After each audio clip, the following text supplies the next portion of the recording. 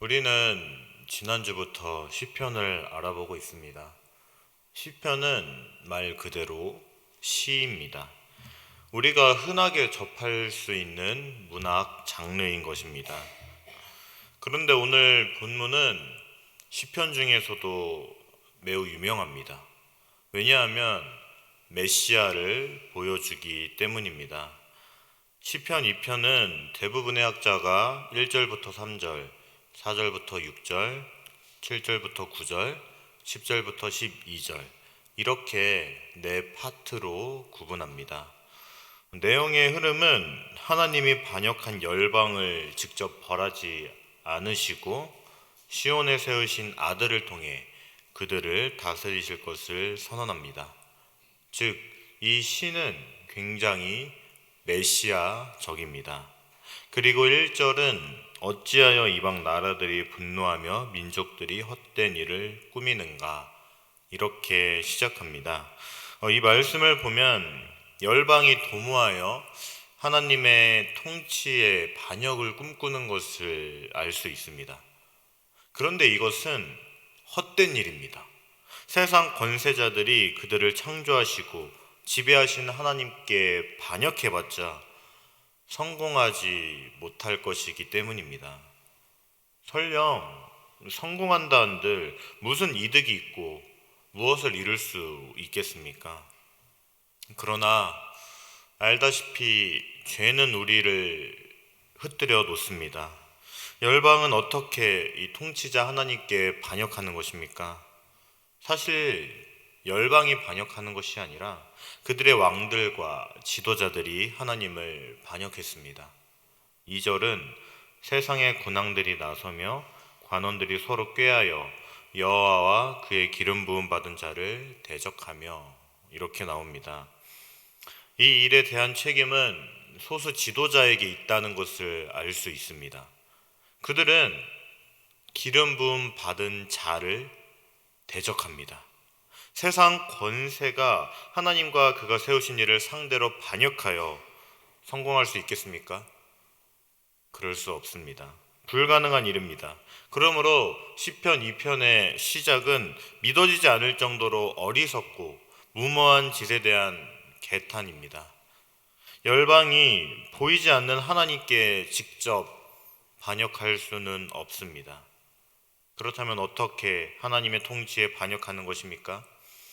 하나님이 세우신 일을 대적하는 행위가 곧 반역이었습니다. 그렇다면 하나님이 세우신 이 기름 부음 받은 자는 누구입니까? 메시아입니까? 아니면 이 다윗 계열의 이스라엘 왕을 상징하는 것입니까? 1차적으로는 다윗 계열의 왕이지만 먼 훗날 오실 메시아를 염두에 둔 말씀이기도 합니다. 세상이 이 메시아를 대대적으로 환영하는 일은 없을 것이며 오히려 이 메시아에게 복종하기를 거부하게 된다는 것입니다. 그리고 4절은 하늘에 계시니가 웃으시며 주께서 그들을 비웃으시리로다 이렇게 말합니다. 열방이 음모를 꾸미고 분주한 모습과 달리 이 보좌에 앉아 계신 하나님은 요동치 않습니다. 하나님은 전지전능한 분이십니다. 이 세상 어떠한 것도 하나님의 허락 없이는 이루어질 수 없습니다. 아무리 많은 사람이 힘을 합해도 열방은 결코 하나님의 적수가 될 수 없으며 그들의 계획은 하나님께 비웃음거리밖에 되지 않습니다. 열방의 음모가 허무한 웃음거리밖에 되지 않았지만 그들은 일단 하나님께 반역했으니 하나님도 그들에게 대응하셔야 했습니다. 또한 그들의 음모가 돌이킬 수 없는 곳에 이르렀음을 암시합니다. 이때까지 참고 지켜보시던 하나님께서 더 이상 지켜보고만 있을 수는 없는 상황에 이른 것입니다. 그러므로 하나님은 그들에게 진노하십니다.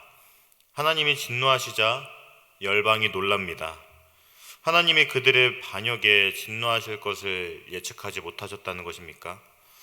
아마도 열방은 자신들이 이스라엘 왕에게 반역하는 것을 단순히 그 인간 왕에게만 반역하는 것으로 생각했을 것입니다.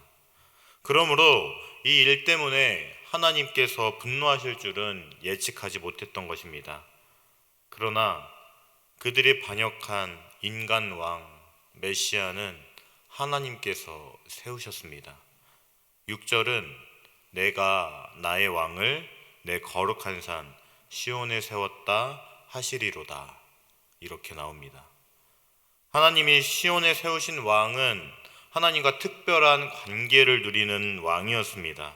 이 왕은 하나님이 직접 세우셨으며 그는 하나님의 왕이었습니다.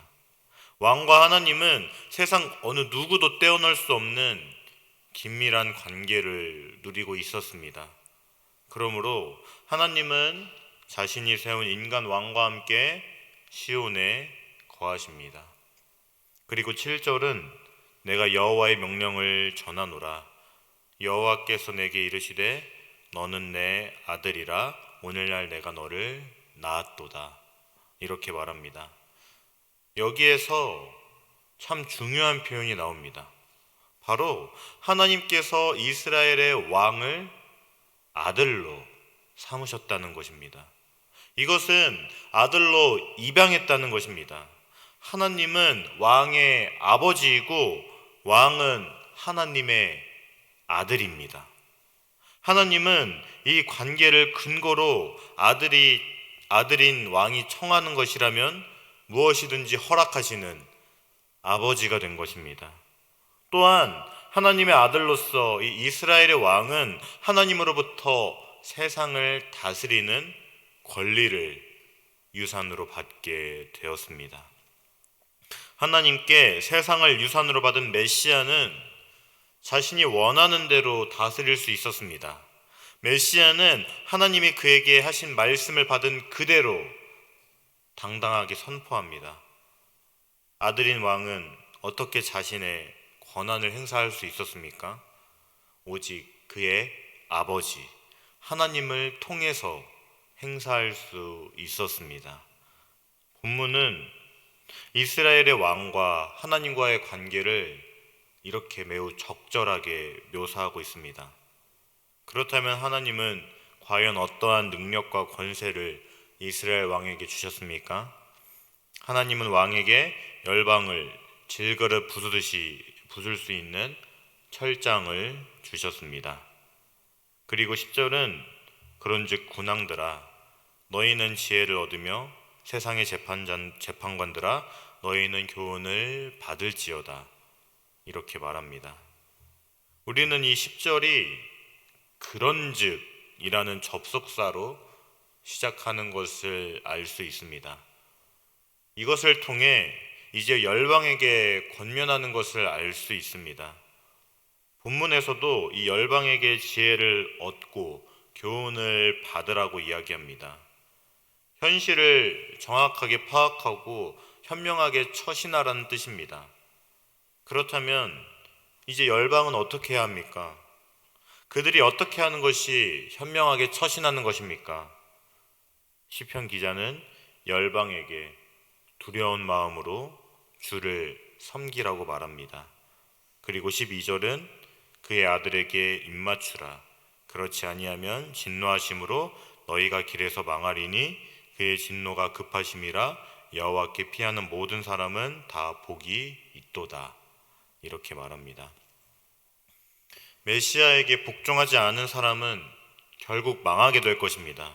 왜냐하면 하나님의 진노가 임하게 될 것이기 때문입니다. 그런데 이 12절의 마지막 부분은 우리가 정말 흔하게 볼 수 있는 표현입니다. 여호와께 피하는 모든 사람은 복이 있다고 말합니다. 지난주에 살펴보았던 시편 1편의 말씀 기억하십니까? 시편 1편은 복 있는 사람에 대해 말하고 있습니다.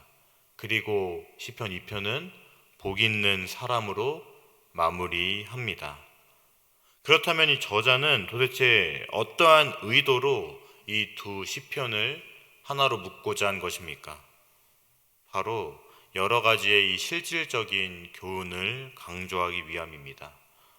첫째로는 복 있는 사람은 메시아를 사모하며 메시아가 오시면 그분을 사랑하고 섬기는 사람이라는 것입니다.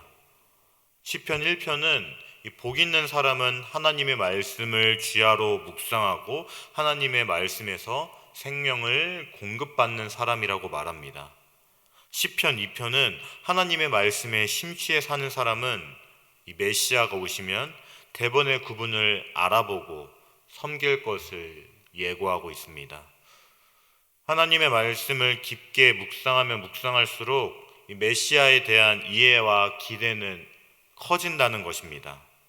그리고 둘째는 사람이 누릴 수 있는 가장 큰 복은 하나님과 그의 아들이신 메시아의 통치를 받는다는 것입니다. 시편 1편은 복 있는 사람이 누릴 수 있는 여러 가지 축복에 대해 알려주었습니다. 그런데 이 하나님의 메시아를 통한 이 통치에 대하여 말하고 있는 시편 2편, 이것이야말로 사람이 누릴 수 있는 최고의 축복을 말하고 있는 것입니다. 왕이신 하나님이 다스리시는 이 나라에서 그 백성이 되는 것, 그것이 바로 인간이 누릴 수 있는 가장 큰 축복인 것입니다. 그런데 사랑하는 여러분, 기름 부음 받은 이 메시아는 이미 우리에게 오셨습니다. 시편 2편에서 말하고 있는 그 메시아가 이미 우리에게 오셨습니다. 그분은 바로 예수 그리스도입니다. 우리는 메시아를 사모하며 사랑하는 사람들입니다. 우리가 누릴 수 있는 가장 큰 축복은 메시아 예수 그리스도의 통치를 받는 것입니다. 사랑하는 여러분, 메시아이신 예수님을 더욱 사랑하시기 바랍니다. 메시아이신 예수 그리스도의 통치를 받기를 사모하기를 바랍니다.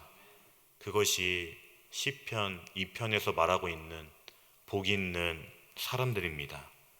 예수 안에 생명이 있고 우리가 누릴 수 있는 가장 큰 축복이 있습니다. 이 사실을 항상 기억하며 살아가시기 바랍니다.